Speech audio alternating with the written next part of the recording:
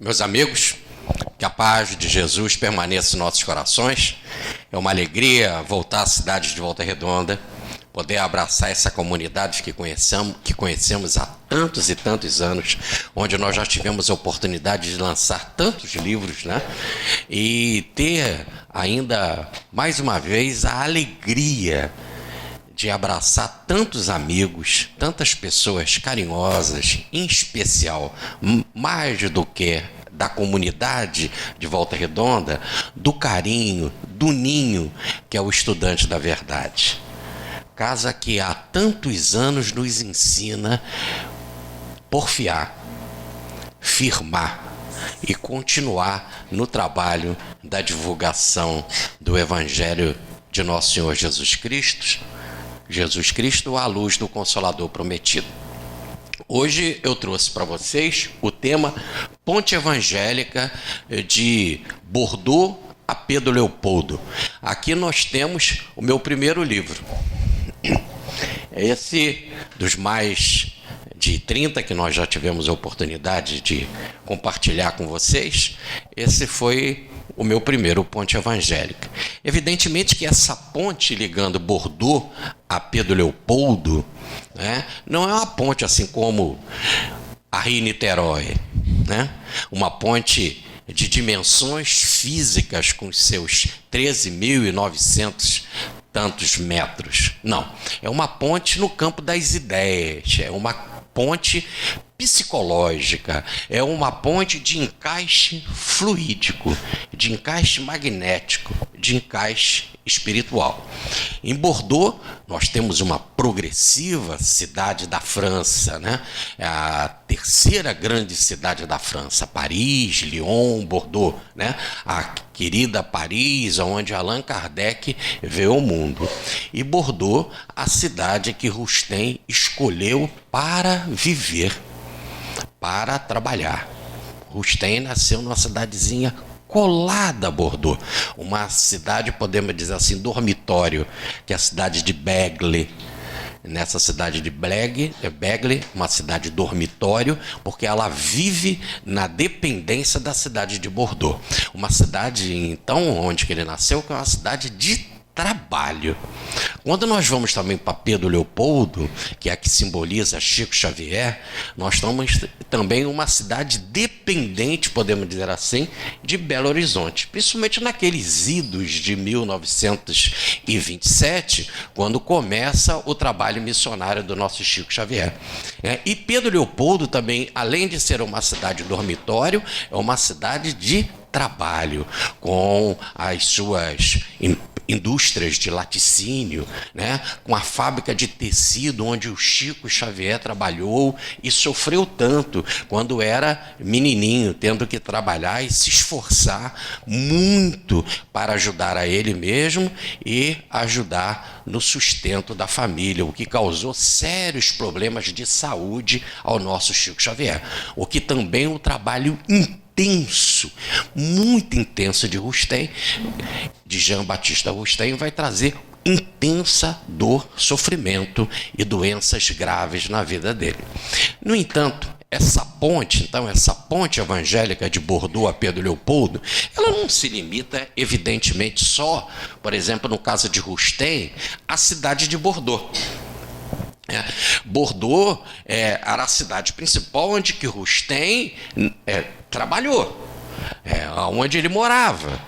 Mas nós temos a cidade de Bègle, onde ele nasceu, nós temos a localidade de Arby, onde ele tinha fazenda e produzia trigo, vinho branco e vinho tinto, era um grande fazendeiro, e onde ele fundou o que nós chamamos da primeira instituição espírita a divulgar por palestra a doutrina de Jesus e o Evangelho Espírita de Verdade.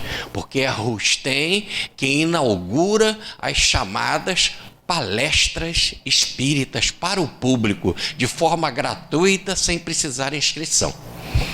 Isso não há nenhum demérito com relação às outras instituições, que antes eram constituídas como sociedade, onde tinham de haver sócios e que só poderiam entrar aqueles que estavam inscritos e devidamente estabelecidos e convidados. Rustem inaugura então as palestras espíritas. E eram tantas pessoas lá na sua fazenda, chamada Fazenda do Tribis, na localidade de Arbi, né? Que ele falava para tantas pessoas, inclusive as mais simples do campo, que viviam da agricultura, que viviam da pecuária. Eram tantas pessoas que não cabiam na chamada Casa Grande, ou a Casa da Fazenda. E ele instituiu também as palestras do lado de fora, as palestras ao ar livre, à la Sócrates, na Grécia, né? Onde as pessoas se reuniam em grupos no gramado, a dificuldade da falta de microfone, né? Então ele reunia as pessoas em grupo e ia nos grupos, então, dando as devidas explicações, porque era tanta gente necessitada e sedenta da mensagem que precisava que assim acontecesse.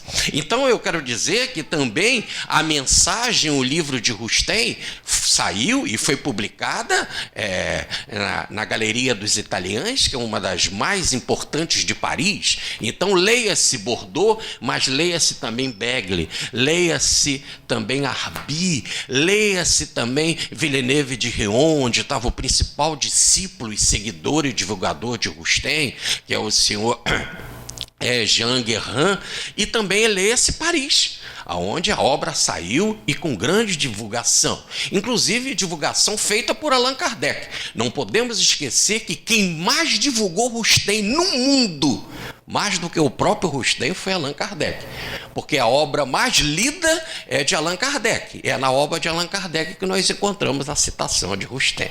Aqui o nosso agradecimento ao codificador por divulgar obra assim tão abençoada. E é interessante, então, que quando falamos de Pedro Leopoldo, não nos limitamos a Pedro Leopoldo, porque Pedro Leopoldo foi aonde Chico Xavier começou, mas ela era dependente de Belo Horizonte. E Chico tantas vezes ia a Belo Horizonte, e a instituição de Pedro Leopoldo era afiliada, era adesa, ou melhor, era, podemos dizer, também constituída pelos trabalhadores da União Espírita Mineira, a tão querida União Espírita Mineira de Belo Horizonte. Depois Chico vai para Uberaba e formamos um triângulo abençoado, né? Mas Chico também recebeu muita inspiração de cerca de 20 anos antes de começar o seu trabalho, 15, 20 anos antes, de Eurípides de Barçanufo. E Eurípides de Barçanufo, o grande, podemos dizer, discípulo de Bezerra de Menezes, o grande médium, o chamado médium de Jesus, Eurípides de Barçanufo vai influenciar por demais o pensamento espírita em Minas Gerais, vai influenciar por demais a obra de Chico Xavier. Inclusive virá militantemente, através do tempo, na obra de Chico Xavier. Por isso que no nosso livro, Ponte Evangélica, que vocês terão oportunidade amanhã de folhear, no livro Ponte Evangélica nós encontramos, então, também uma ponte, chamada Ponte Evangélica de Bordeaux a Sacramento, onde também encontramos esse encaixe espiritual da obra de Rustem com a obra do grande médium de Jesus, Eurípides de Barçanufo. Então nós não falamos só aqui, podemos dizer, de Pedro Leopoldo. Nós falamos de Uberaba, de Pedro Leopoldo, falamos de Belo Horizonte, falamos de Araxá, né? Falamos de Sacramento e muitas localidades onde o Chico esteve presente e divulgou a bênção do seu trabalho. Muito bem. Assim, sem mais delongas, vamos para essa ponte evangélica. A primeira grande informação que nós temos é no livro Brasil, Coração do Mundo, Pátria do Evangelho, que começa a ser ditado em 1934. Repare logo no início, na alvorada do trabalho mediúnico do Chico Xavier. Se ele começa em 1927, ele tem em 1932 o seu primeiro livro, que é Parnaso de Além Túmulo. O livro Brasil, Coração do Mundo, Pátria do Evangelho começa em 1934, sendo publicado metodicamente, capítulo por capítulo, nas páginas do Reformador, o órgão da Federação Espírita Brasileira. E o que diz lá? Vamos lá. Logo no capítulo 22, que é o capítulo que trata de Bezerra de Menezes, o grande unificador do espiritismo no Brasil. Allan Kardec, segundo o plano do trabalho do mundo invisível, então não é plano estabelecido por Allan Kardec, é vontade do plano espiritual, da qual Allan Kardec estava submetido. Pela vontade do plano espiritual, Allan Kardec contaria com a cooperação de uma pleiade de auxiliares da sua obra, designados particularmente para coadjuvá-lo, para ajudá-lo no trabalho da formação do pensamento espírita. E aí, nas individualidades de Jean Baptista Rustem, que organizaria o trabalho da fé, a Rustem caberia o trabalho da fé, a Leon Denis, que efetuaria o desdobramento filosófico, a Gabriel Delany, que apresentaria a estrada científica, e de Camille Flammarion, que abriria a cortina dos mundos, desenhando as maravilhas das paisagens celestes, cooperando na codificação kardeciana no Velho Mundo, que é lá, principalmente na Europa, tá certo? E dilatando-a com os necessários complementos. Então, essa organização do alto não é só para coadjuvar Allan Kardec, mas também complementar naquilo que era necessário na codificação. Por quê?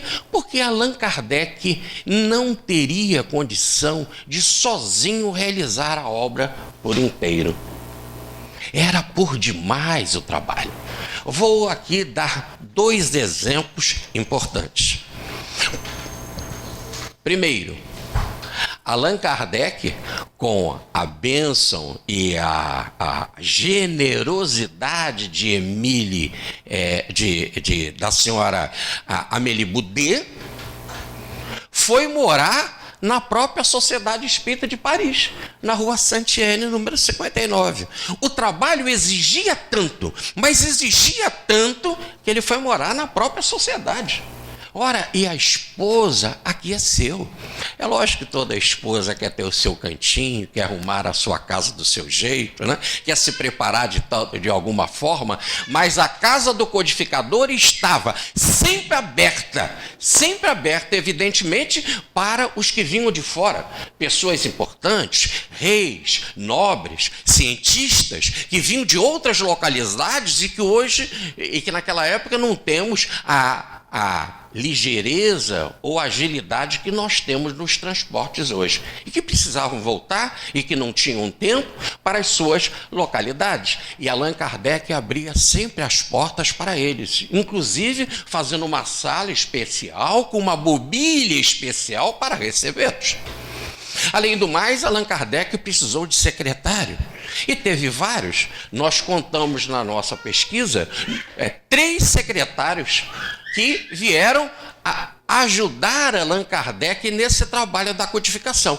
O primeiro, eram tantas cartas recebidas, e hoje nós não temos. Naquela época nós não tínhamos a facilidade das cópias, de imprimir as coisas assim com facilidade. Os chamados copiadores de carta, para que elas pudessem ser guardadas, tinham de ser escritas outra vez, uma cópia partia, a outra ficava guardada, e eram tantas cartas que precisavam serem escritas, que ele realmente não tinha tempo. Precisava de um secretário.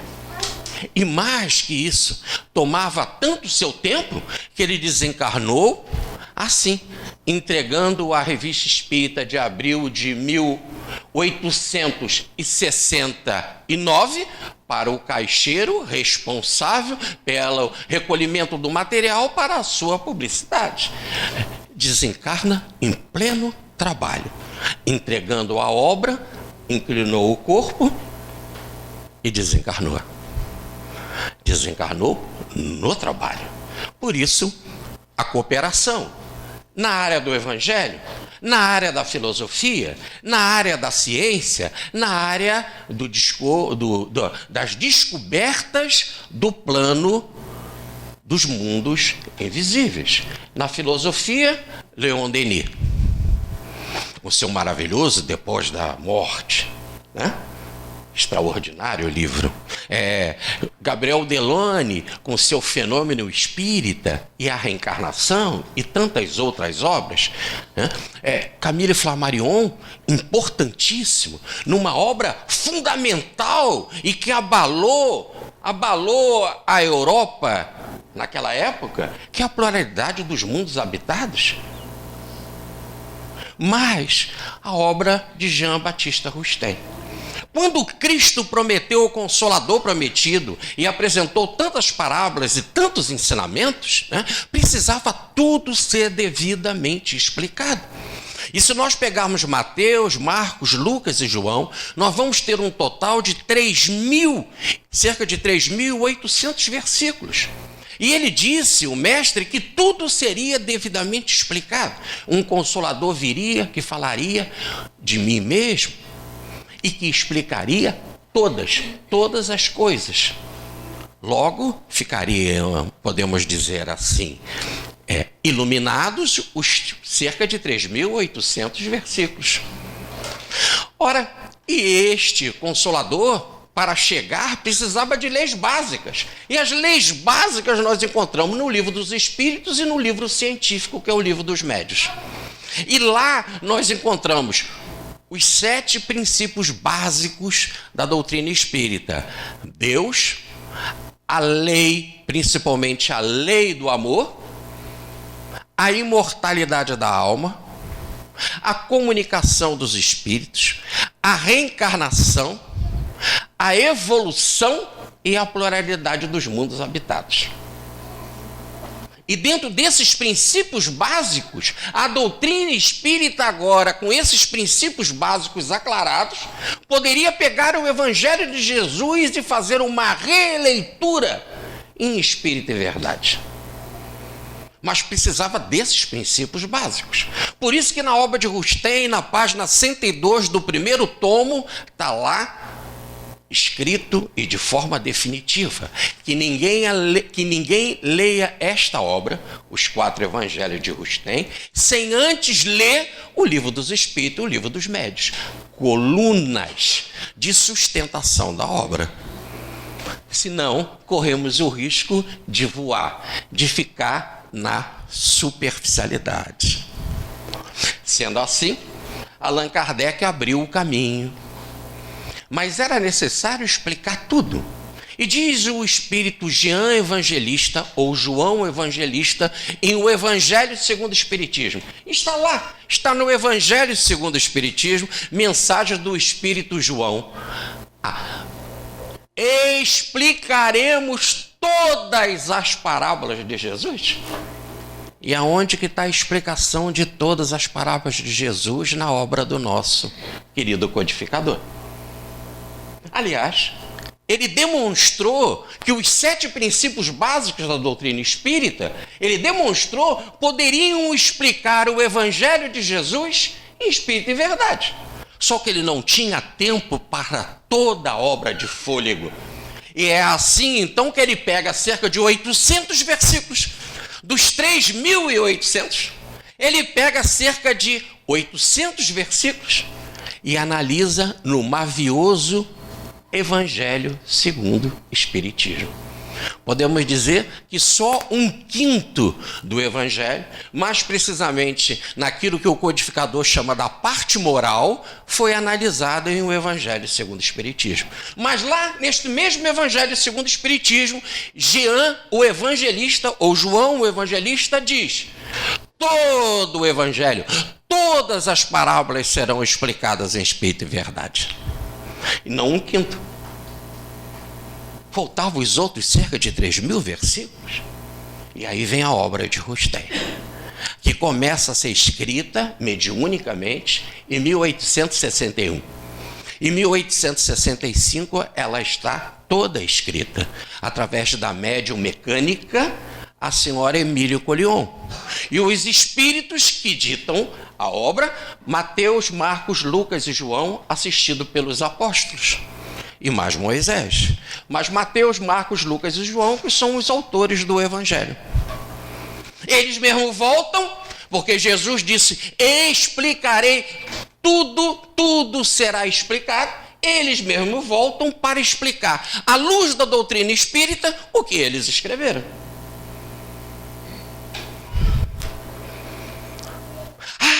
Mas olha, os espíritos que a senhora Emília Collion recebeu, Jean Evangelista, João Evangelista, Mateus, Lucas, Marcos, mas não são esses mesmos espíritos que estão no Evangelho segundo o Espiritismo, por outros médios? Não é um outro médio que recebeu o João Evangelista?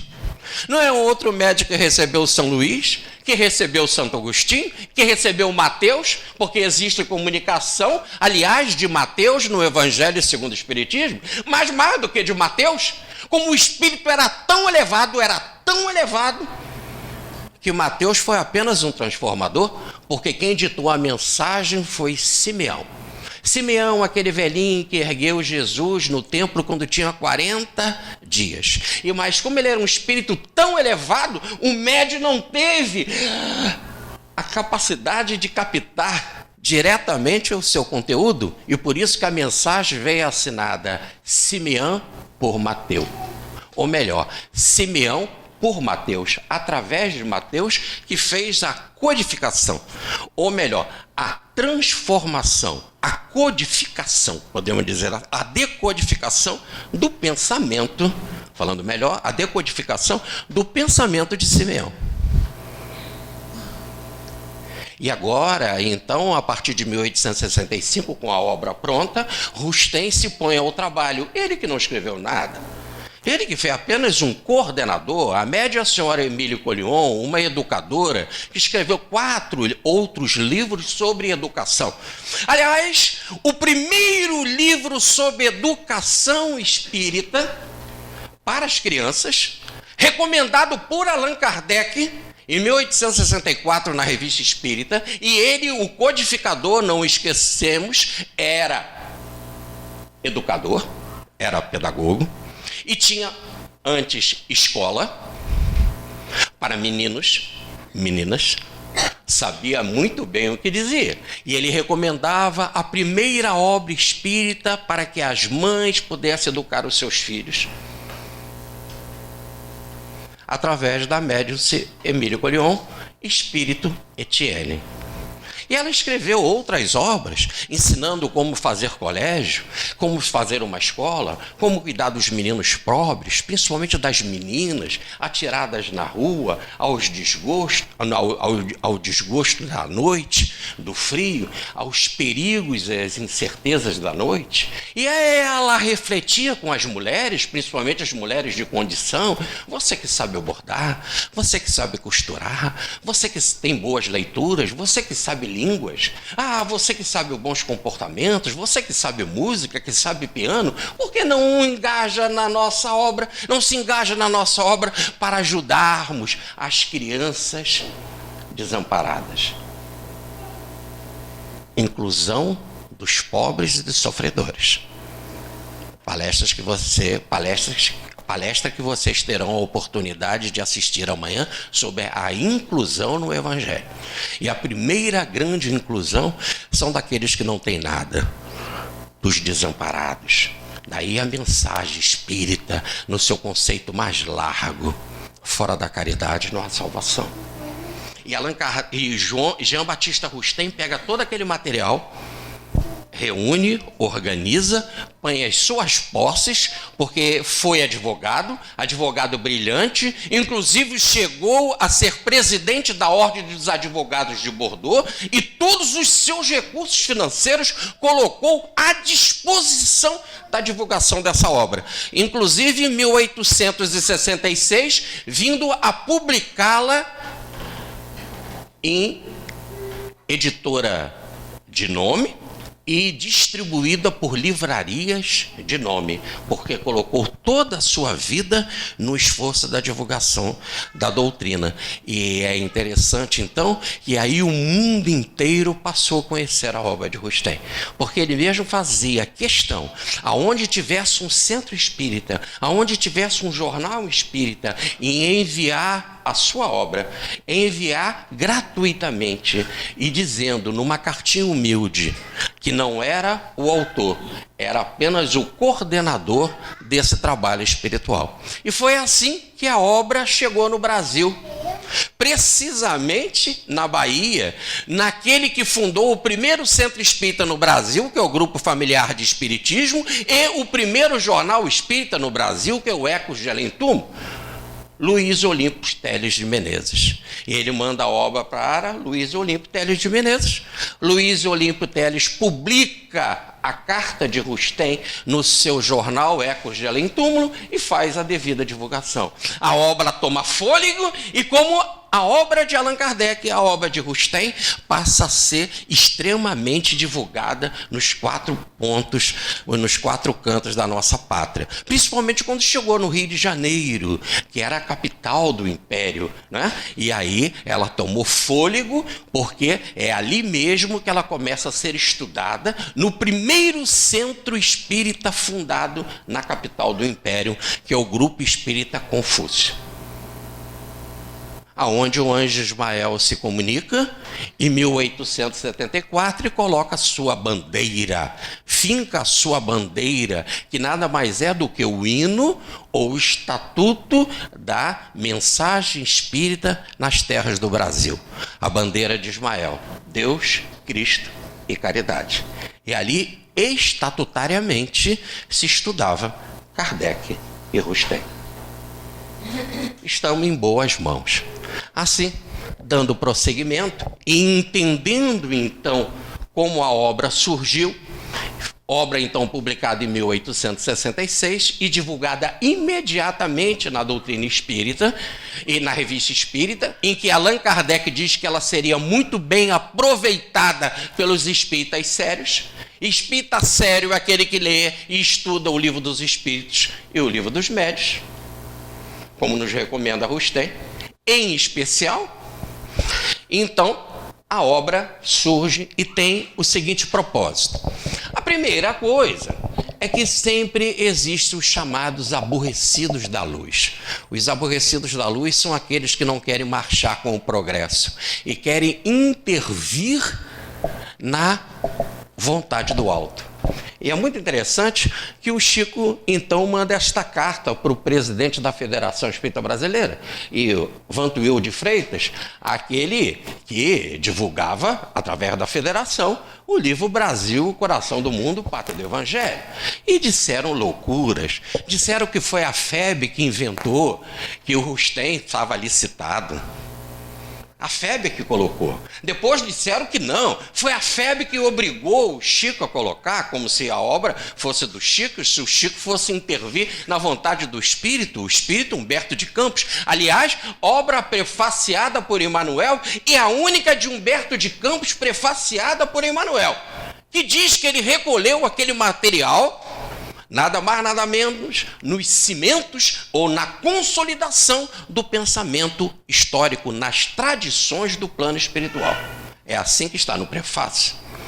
Ah, mas disseram também que o Chico que colocou. Ah, ele mesmo colocou porque ele queria agradar a federação e queria ver a sua obra publicada. Um autor de 400 e tantos livros, um missionário, brincando com coisas assim tão básicas.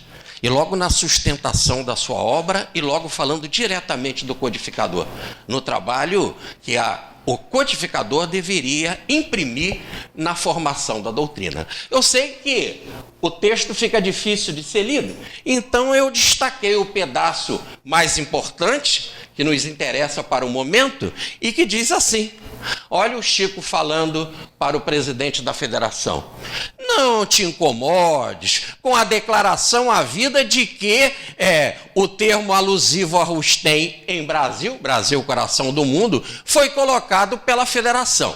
Quando descobrirem que a casa de Ismael seria incapaz disso, dirão que foi eu.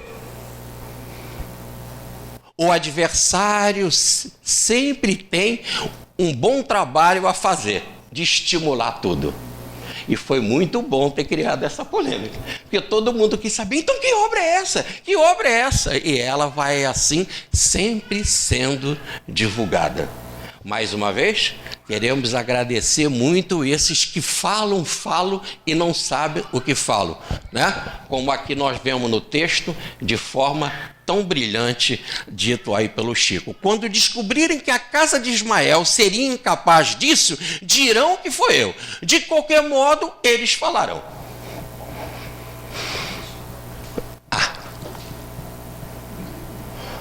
As trevas são linguarudas. E, com isso, fazem um trabalho da divulgação, ou atacando a federação, ou o nosso Chico Xavier. E por que o Chico fala assim com toda a tranquilidade? Porque toda a sua obra está baseada no pensamento de Rustem. Muitos começaram a dizer que o Chico não disse tanto assim, e mais que é interessante ressaltar que o Dr. Bezerra de Menezes, aquele que fez a unificação do espiritismo no Brasil, depois que desencarnou, se arrependeu e deixou de ser Rustem. Abrindo um parênteses. Bezerra de Menezes assume a Federação Espírita Brasileira em 1888. No dia 24 de maio, estabelece o estudo metódico do Livro dos Espíritos.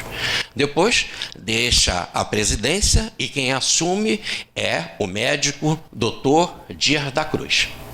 Em 1895, o barco estava à deriva, a federação estava desgovernada e Bezerra de Menezes foi chamado mais uma vez para dirigir a federação. E ele diz, só assumo se os espíritas tiverem compromisso com o evangelho. E aí disseram os mais animados, nós todos vamos contigo. O seu mentor, Santo Agostinho, se manifestou e disse, iremos contigo, Bezerra. Ele disse, mas peço vênia, peço licença, quero carta branca. E ele, com autoridade de apóstolo do Cristo que volta, ele, o Zaqueu que recebeu Jesus em casa e que depois de batizado recebe o nome de Matias, que entra no lugar de Judas Iscariotes, ele, com a autoridade de apóstolo, assume a federação em 1895 até desencarnar em 1900 e coloca no Estatuto da Federação o estudo metódico da obra de Rustem.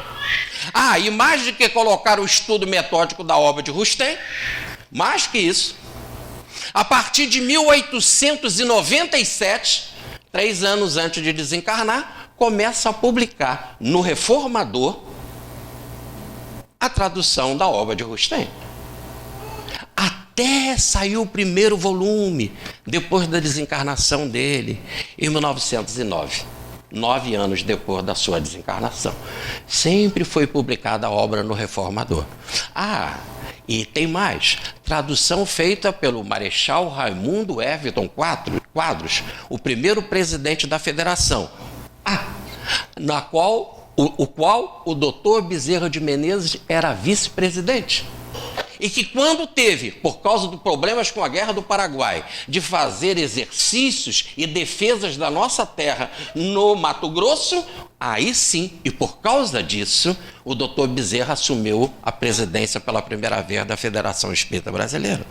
Então, ele estava publicando uma obra traduzida pelo primeiro presidente da Federação, no qual ele mesmo era vice-presidente. E que, como diz na abertura da tradução, esta obra só foi traduzida por solicitação e não por iniciativa só própria do Marechal Raimundo Everton Quadros, mas por autorização, ou melhor, por solicitação da Federação Espírita Brasileira. Mas o doutor Bezerra faz esse trabalho e desencarna. Mas ele notou, em 1891, quando ele frequentava o Grupo Ismael que já existia desde 1880 e que ele levou para dentro da federação quando lá era presidente. O Grupo Ismael, que era a reunião mediúnica que o doutor Bezerra frequentava, e na qual ele era o doutrinador e falava de assuntos científicos, que Antônio Luiz Saião era o diretor e Bittencourt Sampaio era quem explicava sobre os evangelhos. Bezerra de Menezes, ali no Grupo Ismael, começou a notar que um mundo de espíritos estavam se comunicando ligados a um incêndio de uma casa dos benefícios no passado. E ele notou que era um tema diferente, era um tema exclusivo e específico. Então ele funda uma reunião à parte, dentro da federação, só para tratar desses incendiários do passado. E aí ele funda, no dia 18 de fevereiro de 1891, o Grupo Espírita Regeneração. Casa dos Benefícios, que era aquela Casa dos Benefícios que foi incendiada no passado. E que agora aqueles espíritos sofredores vinham ali para receber o pão do Evangelho. Ele funda essa casa dentro da federação.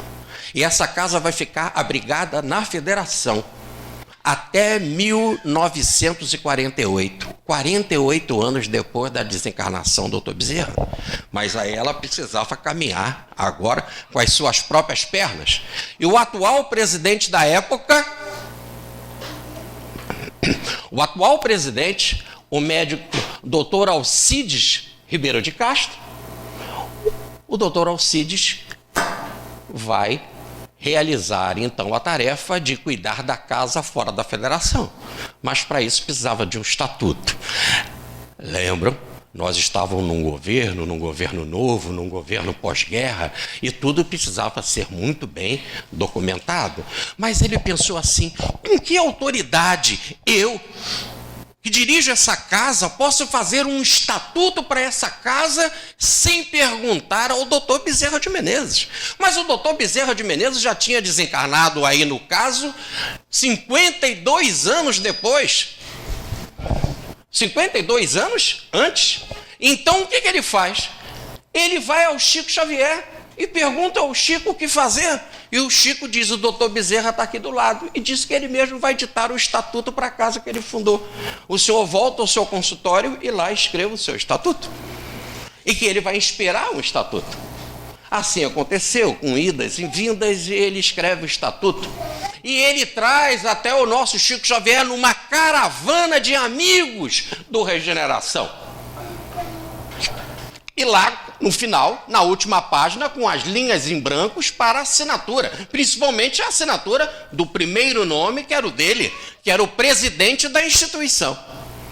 Era assim que ele esperava. Mas ele, antes de assinar, de fazer a primeira assinatura, ele queria perguntar ao Chico Xavier o que o doutor Bezerra via com relação àquele estatuto esperado.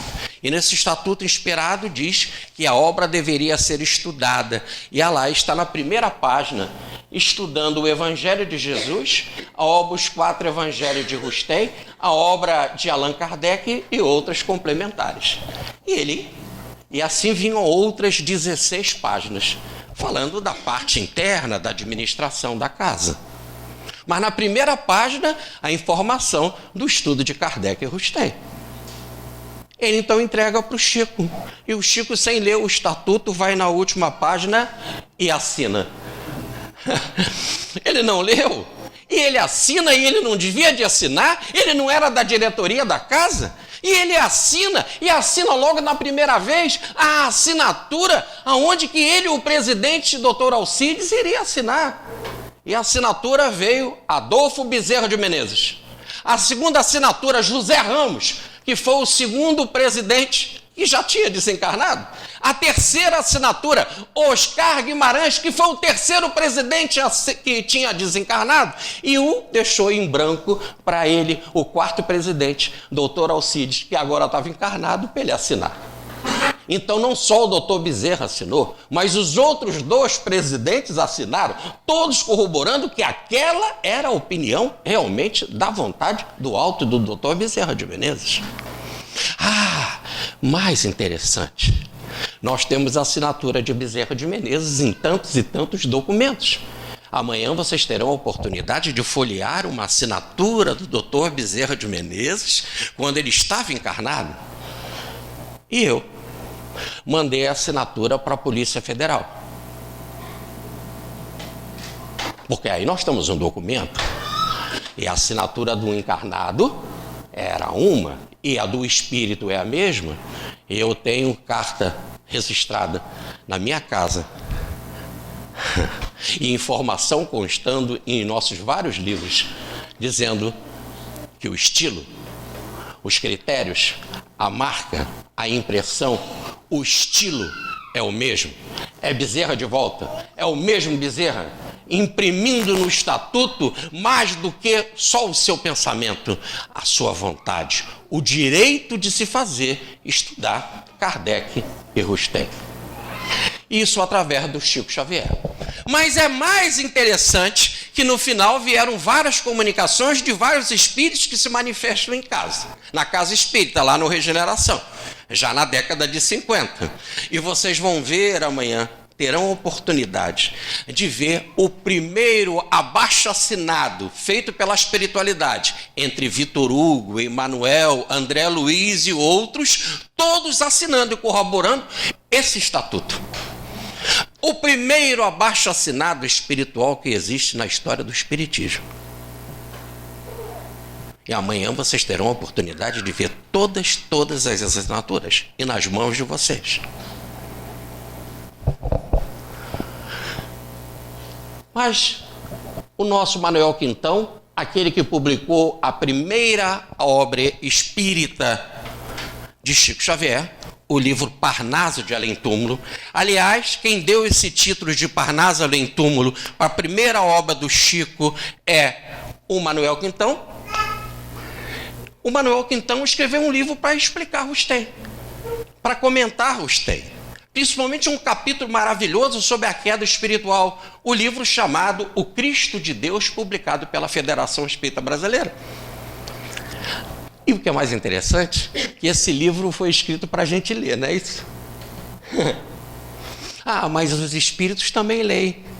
Os espíritos também aprendem com muitos encarnados, porque tem muitos encarnados que são de uma capacidade espiritual extraordinária. Inclusive este, Manuel Quintão, que é o Policarpo encarnado, o grande discípulo de João Evangelista, um dos primeiros mártires do cristianismo, que morreu queimado e falando Cristo. Mas com uma particularidade, porque ele já nasceu em família cristã. E não era só uma coisa de arrobo, de emoção. Era algo que estava estruturado há décadas na sua alma. E Manuel Quintão de volta, policarpiando, como ele fala, repetindo Policarpo, em revelação dada por Chico Xavier, que ele é Policarpo, ele escreve O Cristo de Deus. E os amigos da espiritualidade leem, e poetas leram, e se emocionaram, e aprenderam, e voltaram através do lápis do Chico Xavier, referendando a obra, inclusive fazendo uma poesia em homenagem à obra, em homenagem ao que aprenderam. Leia-se o poema de Antero do Quental, e o nome O Cristo de Deus, o mesmo nome do livro, e ele ainda bota esta particularidade, lendo Manuel Quintão. A espiritualidade lê obra que estuda Rustem. E volta e dá o seguinte poema: Cristo de Deus, que eras a pureza, eterna, absoluta, invariável, antes que fosse a humana natureza, este cosmo, matéria transformável. Que já eras a fulge da realeza, dessa luz soberana imponderável, o expoente maior dessa grandeza, da grandeza sublime do imutável.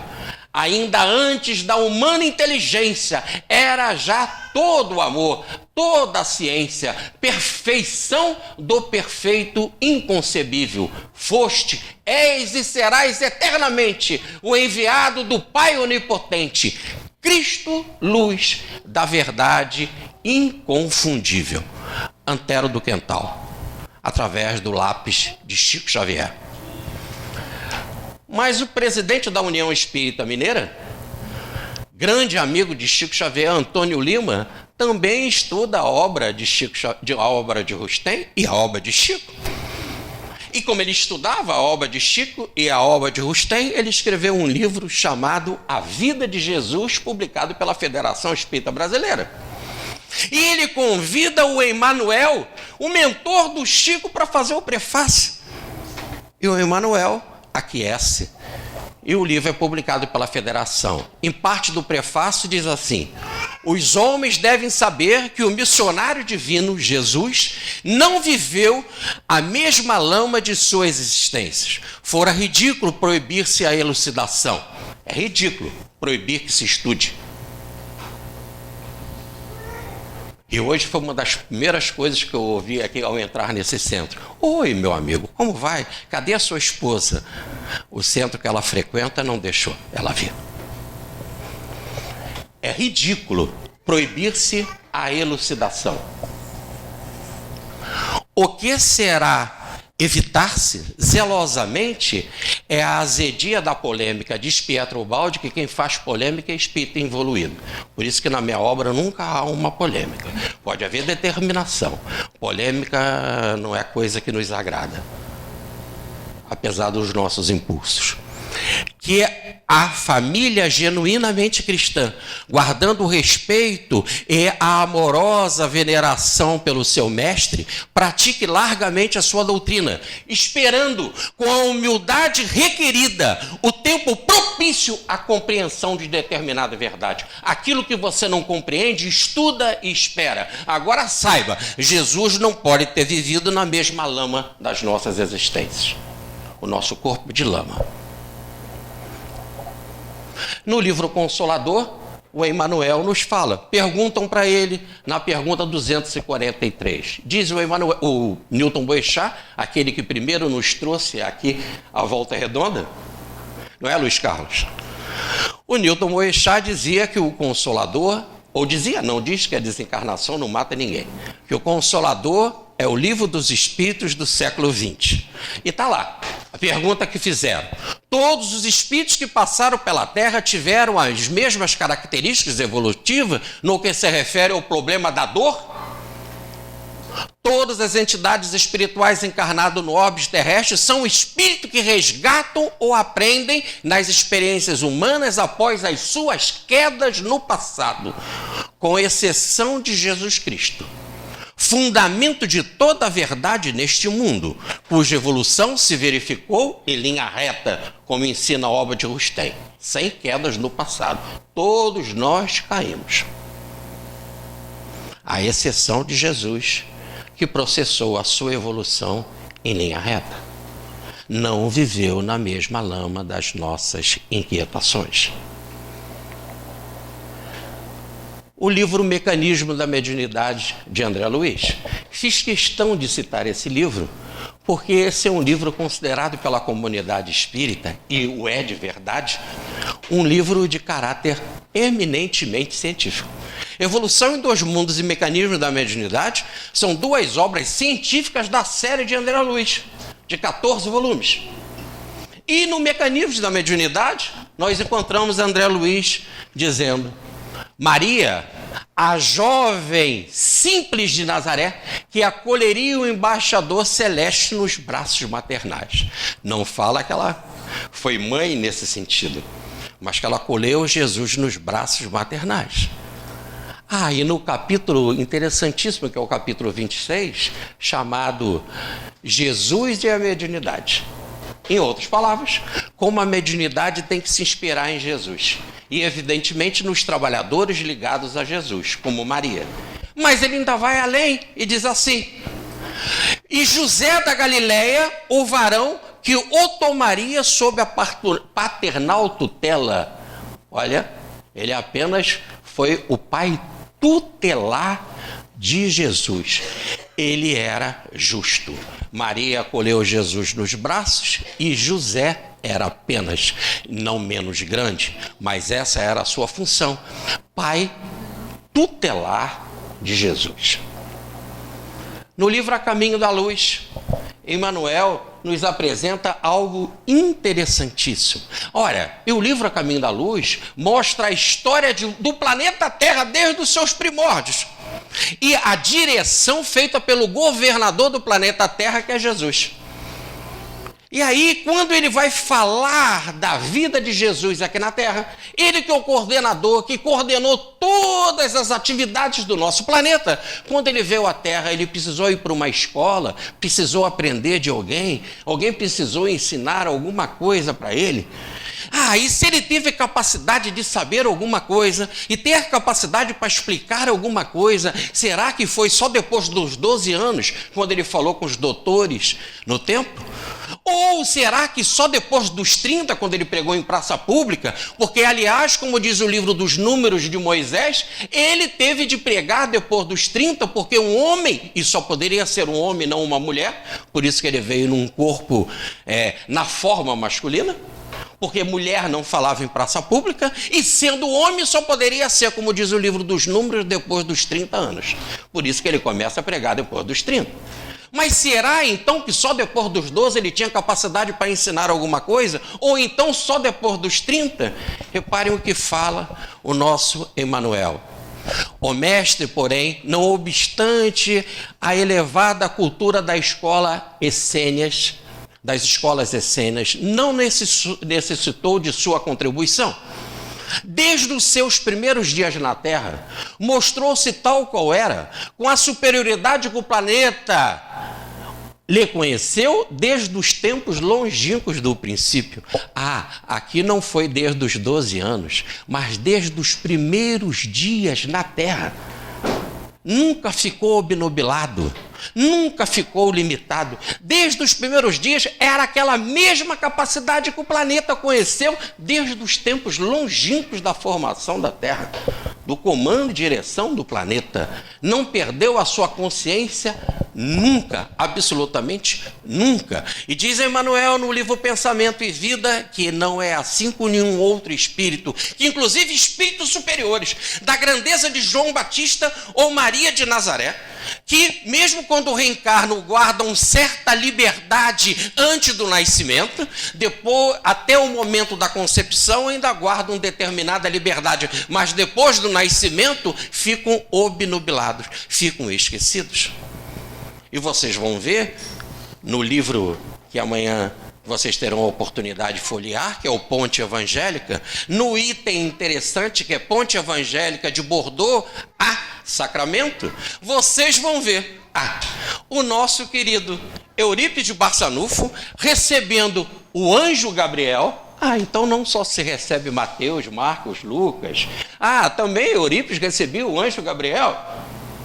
Aí o anjo Gabriel dizendo que ele teve de fazer uma saudação a Maria para lembrar a Maria quem ele era, porque ela o conhecia no plano espiritual e estava esquecida, inclusive esquecida da missão que teria.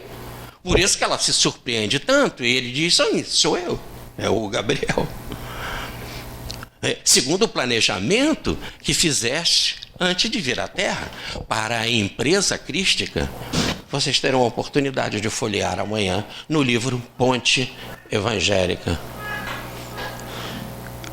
Agora Humberto de Campos, no livro Pontos e Contos, de forma interessantíssima, ele diz: Jesus se assemelhava realmente a um príncipe materializado de súbito na terra. Não era rei, rei é o pai.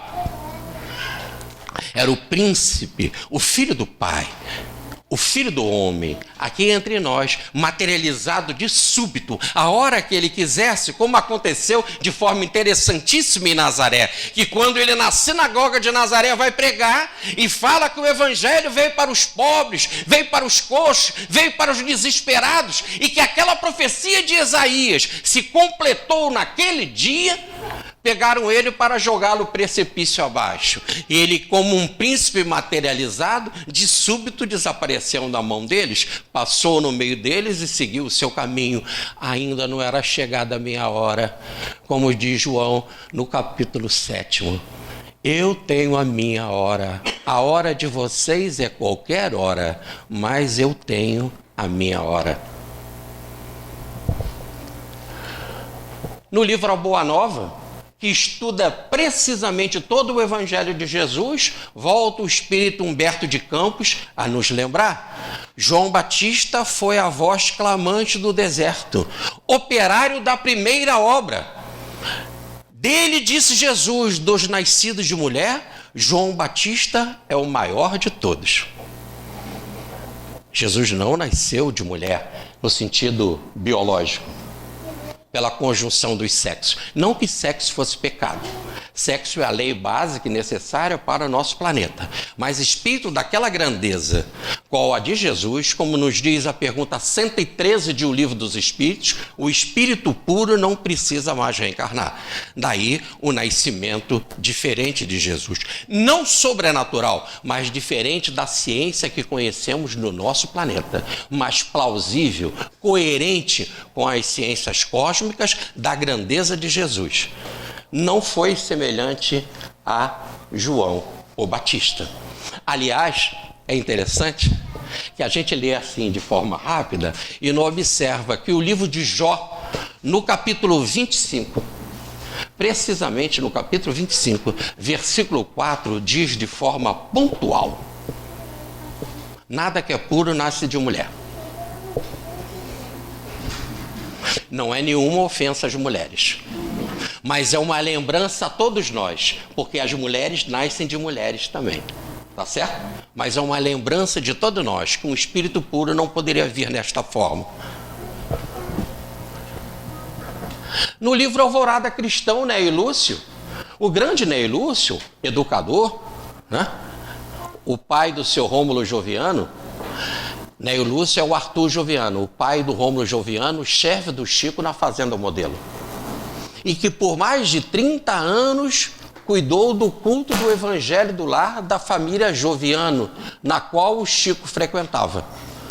Toda terça-feira estava presente no culto e na quinta-feira também na reunião mediúnica, na casa dos Jovianos. Ney Lúcio é o pseudônimo dele. E se vocês quiserem ver a vida de Ney Lúcio, é só ler o livro 50 anos depois do nosso Emmanuel. Ney Lúcio, né, o grande professor da pedagogia, das crianças, da juventude, de todos nós, vem e diz assim: no túmulo de nosso Senhor Jesus Cristo não há sinal de cinzas humanas. E aí ele já responde o título do livro A Gênese, de um subcapítulo do livro A Gênese de Allan Kardec, que está completando agora 150 anos. Quando Allan Kardec coloca o desaparecimento do corpo de Jesus. E não diz como desapareceu. E a única explicação plausível que dá como possibilidade é ele ter um corpo fluídico. Mas como desapareceu, ele não conta. Mas Ney Lúcio vem contar. No túmulo de nosso Senhor Jesus Cristo não há sinal de cinzas humanas, nem predarias, nem mármores de preço, com frases que indiquem que ali há presença de carne e sangue. Ali nunca teve carne nem sangue. Quando os apóstolos visitaram o sepulcro, na gloriosa manhã da ressurreição, não havia ali nem luto, nem tristeza. Lá encontraram um mensageiro do reino espiritual que lhes afirmou: não está aqui. E o túmulo está aberto e vazio há quase 2000 anos. E é interessante que eu tive a oportunidade de visitar esse túmulo. E é muito rápido a visita. Não dão tempo para a gente olhar o túmulo. Aliás, se fica mais de 2 horas para chegar até lá. Podemos dizer que Jerusalém é sustentada pelo turismo cristão. É Jesus que sustenta Jerusalém. Aí depois que eu cheguei no túmulo, eu notei que tinha de se passar muito rápido. E não podia fotografar nada. E tinha de passar muito rápido. E lá tinha um representante da igreja ortodoxa. Aí eu usei toda uma estratégia à la Jorge Damas para ficar mais um pouco naquele túmulo. Todos tinham muita vibração negativa para com aquele sacerdote que dizia: rápido, passem, por causa daquela multidão toda.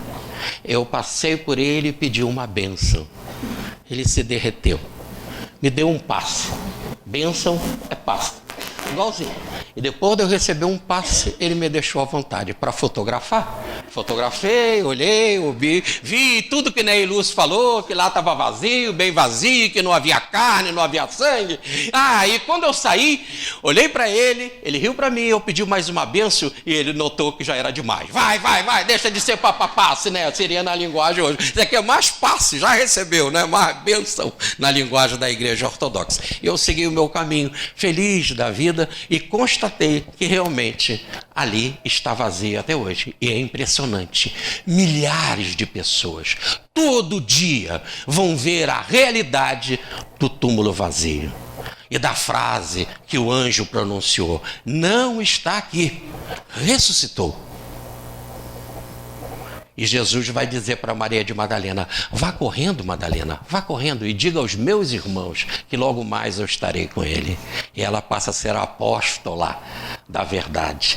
A primeira pessoa a dizer para o mundo que o túmulo não foi suficientemente grande e forte para prender Jesus, que Jesus era mortal e que túmulo nenhum pode prender o espírito que é imortal e que liberto sempre canta e vibra. E ela saiu em alegria para as alvíceras para anunciar: ressuscitou.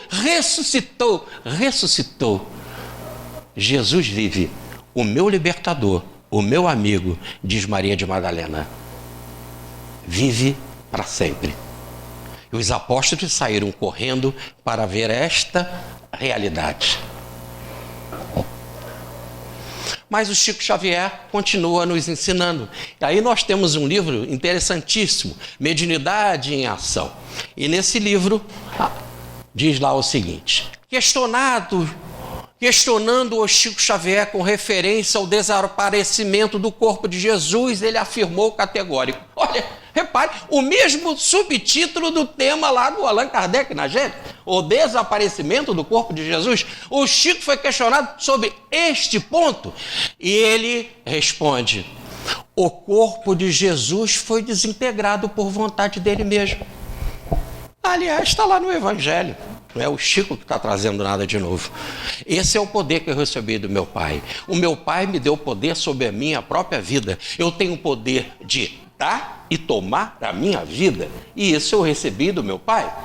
Ora, ele desintegra por vontade própria.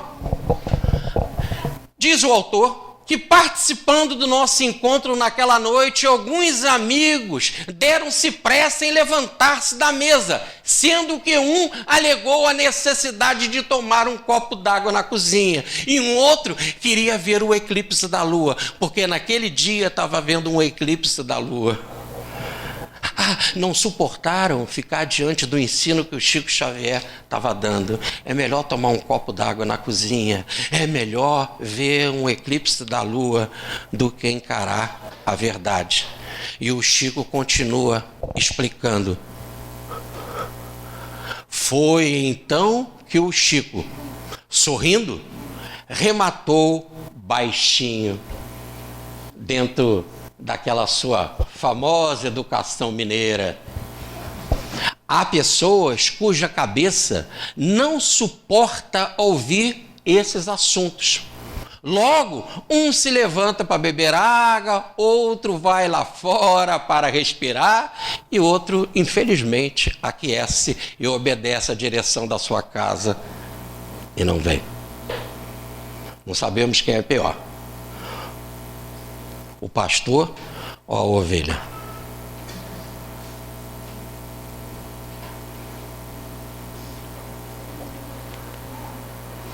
Mas o Chico também é indagado sobre o sudário.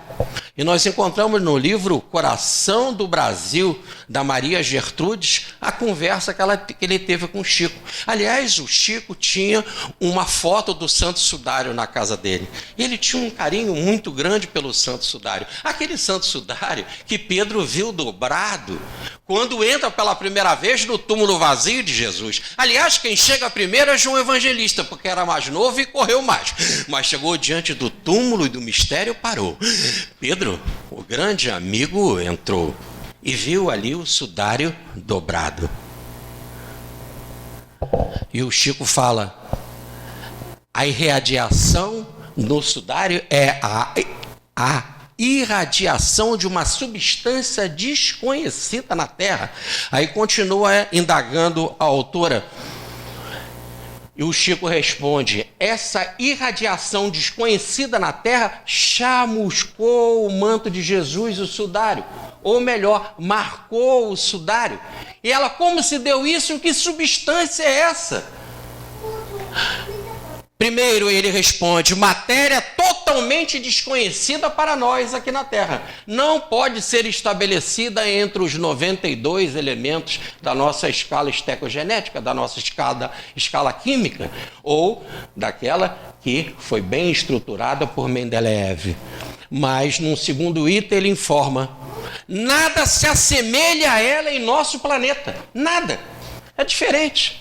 Jesus veio para cá com a ciência e o conhecimento daquilo que nós não conhecemos. Não adianta querer se falar como falam por aí. É diferente da nossa lei. A nossa biologia não fala assim. O Chico diz: é isso mesmo. A matéria é diferente. A ciência é diferente. É algo que o nosso planeta não conhece. Ponto.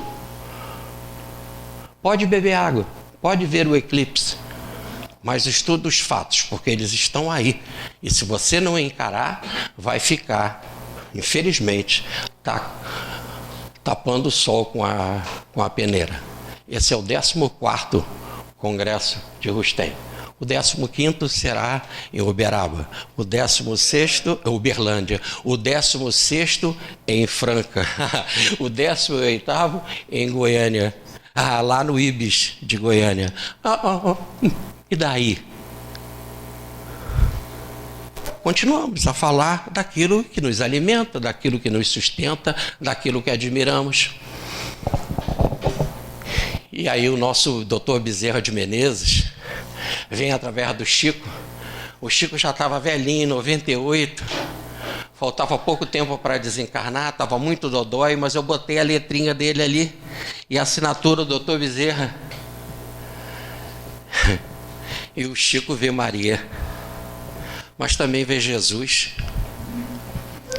E Maria pede para Jesus, para o Chico fazer uma saudação a Jesus. E Jesus fala para o Chico fazer uma saudação a Maria. E o Chico, com todo respeito, ficou numa saia justa. Ou numas calças de mineiro, para falar melhor, né? E aí, obedecer Maria ou obedecer Jesus? Pediu socorro ao apóstolo. Ei, Bezerra, você que é o apóstolo dele, me ajuda. E ele falou assim: obedeça como está lá no Evangelho. E Maria deixou bem claro no Evangelho: fazei tudo quanto ele vos disser.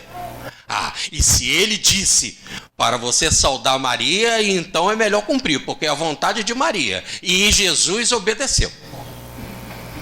Ele então fez a saudação de Maria, mas não aguentou. Não tinha forças espirituais para fazer a saudação a Nossa Senhora da Abadia, que é a padroeira de Uberaba. Ele não tinha forças. E aí, junto com o doutor Bezerra, e tomado pelo doutor Bezerra, ele nos faz a belíssima saudação a Maria, com qual eu queria aqui comungar com vocês para aproximarmos para a conclusão da nossa palestra. Ave Maria, Mãe de Jesus, cheia de graças, benditas sejas entre as mulheres, bendito seja o fruto divino do vosso divino ventre. Do vosso divino ventre. que nos trouxe Jesus. Assim seja, com Jesus e por Jesus. O Senhor abençoe as nossas orações, pela tranquilidade de nossas legiões. E Bezerra é legionário de Maria. Como está no livro Memórias de um Suicida, da Dona Ivone do Amaral Pereira. Pela tranquilidade de nossas legiões, assim seja. E nunca as legiões de Maria estão pisando tanta tranquilidade. Primeiro pelas desordens que nós estamos encontrando no mundo, e em especial no nosso Brasil, e no particular no nosso movimento espírita. Ave, cheia de graças, inspira as tuas legiões, para que as tuas legiões, firmes no posto que cabem executar, venham derramando bênçãos sobre nós, para nos dar coragem, força, para fazermos aquilo que planejamos, aquilo que nos cabe a fazer, porque Deus é um Deus de misericórdia, que não dá fardo pesado além das forças de ninguém, e o que nos dá, nós temos capacidade, condições, com a ajuda do alto, dos legionários de Maria, para executar. Entre as santas mais santas foste ungida, Senhora da divina providência, cristal de rutilante transparência, que alumia e apacenta as nossas vidas. Nos jardins do Senhor foste escolhida e apontada como anjo de clemência para sofrer à cruz a incoerência da humanidade em luta enraivecida. Virgem Maria, excelsa companheira, ai de nós, dadivosa mensageira, se não foras conosco no caminho. Ai de nós, se o teu hálito bendito não soprasse as correntes do infinito, se o teu manto não fosse o nosso ninho. Eu desejo a vocês muita paz, um 14º Congresso abençoado, e que os legionários de Maria se derramem de bênçãos para a nossa progressiva cidade do aço, Volta Redonda, e em especial a luz que ilumina essa cidade, o Centro Espírita Estudante da Verdade. Muita paz.